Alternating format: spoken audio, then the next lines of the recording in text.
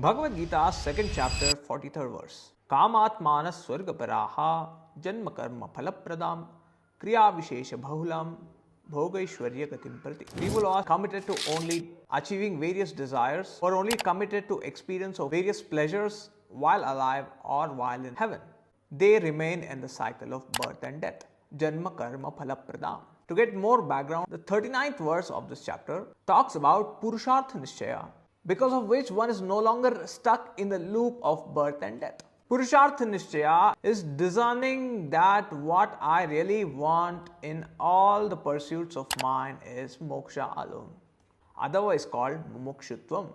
And the opposite of that is being fixated on a heavenly pleasure. That's the reason why Swarga Paraha Janma Karma Phalapradam.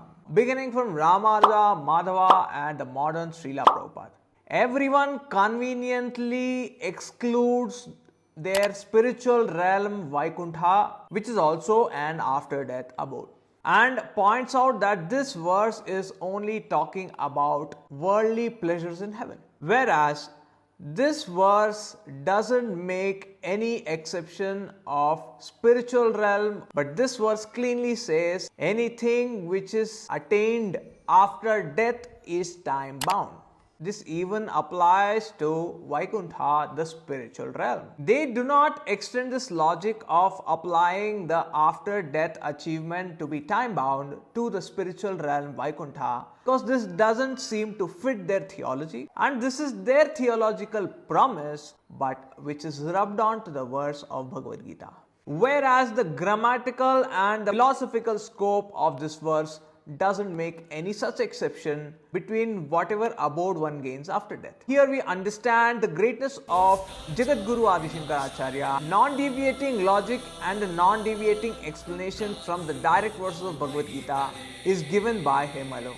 People, after hearing what Bhagavan Krishna is really pointing out, they fail to understand the main point that Bhoga in heaven even includes the sight you are craving for this four-handed being Narayana, the sight of Krishna, to play dandiya with Mr. Krishna. These desires are not excluded from a worldly pleasure desire category, because both of them fall under one category called Indriya Vishaya Samsparsha.